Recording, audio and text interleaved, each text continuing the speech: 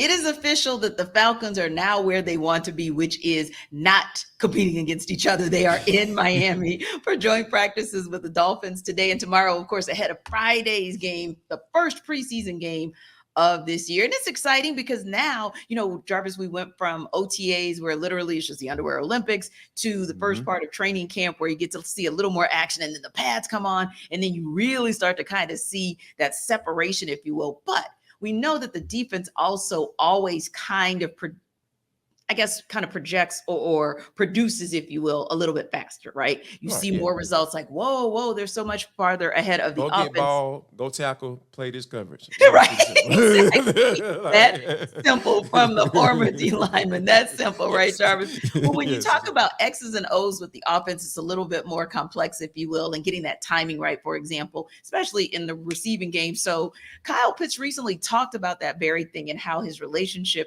in his second year working with Desmond Ridder is definitely improving. And you look at that combination. We talk all the time about the Drake London, Desmond Ridder, the 9 to 5, if you will, Ridder to London. And then we talk about all of the excitement around the new toy, Bijan Robinson, and what Desmond Ridder can do with the new toy. But what about the OG toy? Yep, I'm calling him the OG toy. And KP, right? KP is ready. Yes. He's back. He tweeted even last week like, yep, won't find me on the pup list. And that said to me, my guy is motivated because he does not talk a lot, but when he speaks, that's him letting you know he's coming for you. So that said, is that Ridder-Pitts connection maybe going to be the thing that low-key takes this offense to the next level? Well, I'll start this way. The answer to that question is yes.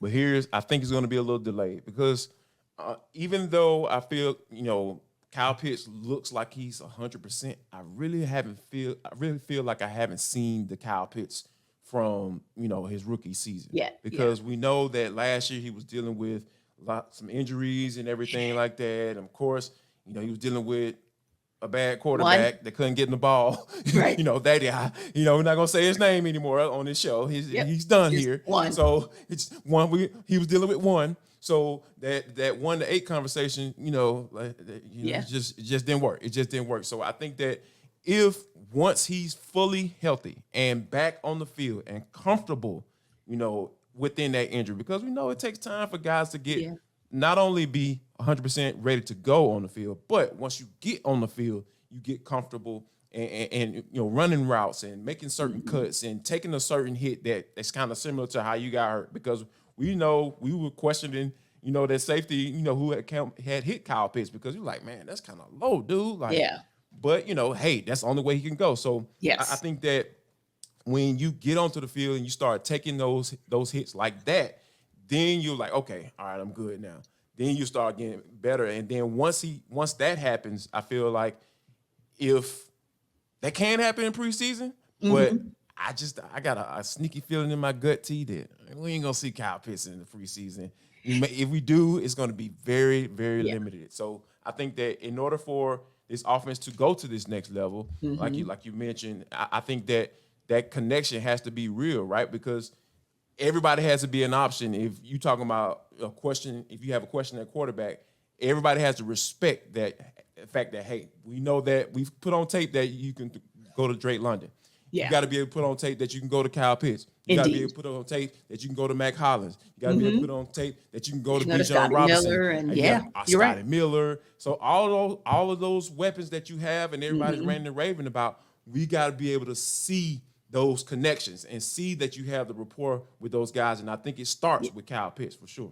I think so as well. And I think that I agree with you partially. I do think that, well, I'm hoping because we just don't know. We'll see Friday, but we're looking to see whether or not KP gets some snaps. I do agree, however, that if he does, they're going to be very, very limited. And it really probably will just be, hey, we just want to see some real game action versus just simulation, even in joint practices. So I definitely think that there may be some iterations where we get to see the 9 to 8, that particular combo. And I'd like to see, because I want to see if Kyle Pitts thinks that relationship and the communication around it is improving, then I'd love to actually see what that looks like. Now, speaking of, part of what could be helpful in Ridder understanding how to, for example, communicate with his receiving core, we'll call it, whether that's your wide receivers, your tight ends, or even your pass catchers out of the backfield. Sometimes it's great to have guys who've been there and done that, and nobody's greater. Yes, Jarvis and I will tell you that every time you listen to ATL Day Ones, that nobody's greater for that franchise than Matt Ryan, to be able to teach you all of the fundamentals of how to go from good to great as a quarterback. So, of course, last week, I believe it was Legends Day, if you will, and all of the luminaries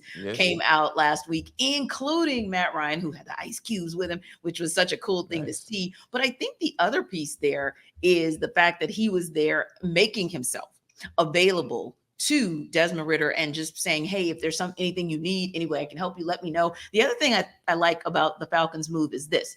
Matt Schaub, another guy who's a veteran and definitely had some high points in his career, maybe not so much with Falcons, but in other stops along the way in his career.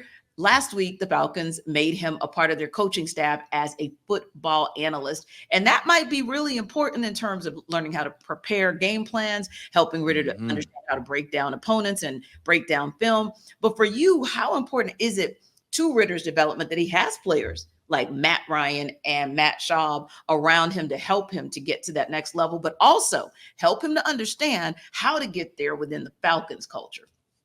To be honest with you, T, like the first thing that came to mind when you brought it up is how Bryce Young and how he's been surrounded with every single asset tool that you could possibly think of from a coach's standpoint. Because you have a former quarterback in Josh McCown who was on that staff. You got Thomas Brown, who's a former player, running back OC. Probably one of the hottest assistant coaches, a guy who's probably going to be up for a head coaching gig if things all go well this year. And, and of course you got your head coach and Frank Reich. So those, when you talking about that triangle right there, right? Like you surrounding him with all the talent and former players as well. So I think that's key as well, because I was talking to Jesse Bates and he was talking about Coach Gray and how you deal with coaches in a certain way. Yeah. When they, you respect them in a certain way when they've accomplished certain things and done a lot of things as a coach. But he said it hits a little different when that guy has played the game as well and played the position that he's teaching.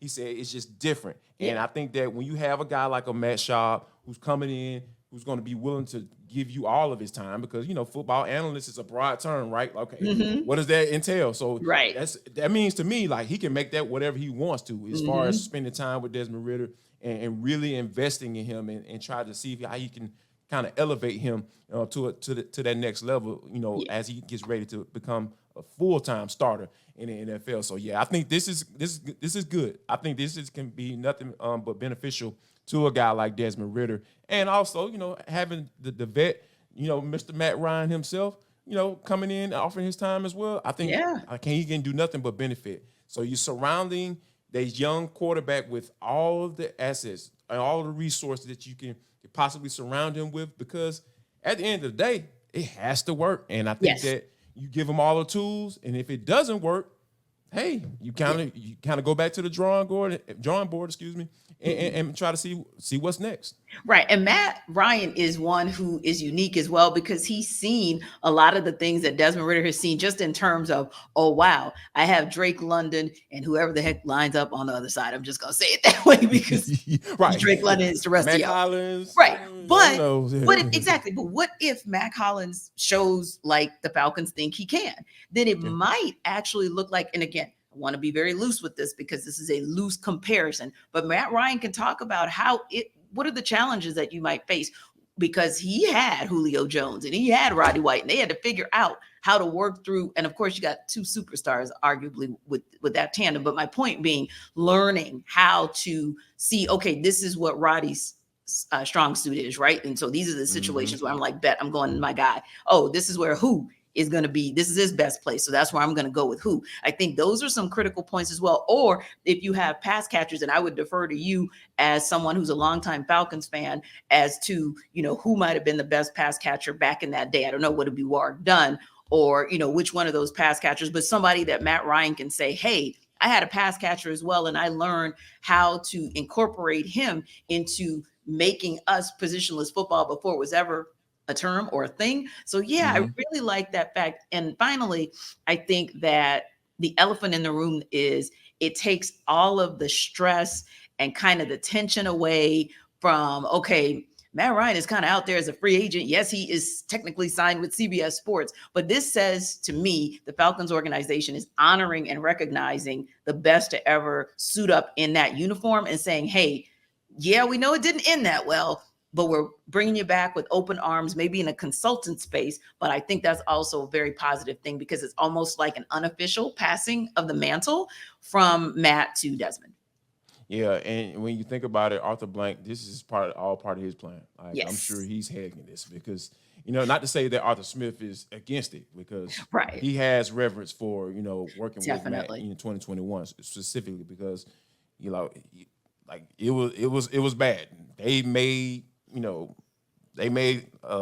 what is lemonade out of lemons. Right. Or as Matt Ryan said in The Athletic, it was an ish show up in Indy that Frank Reich couldn't make work, but Arthur Smith made an ish work up in Flowery Branch.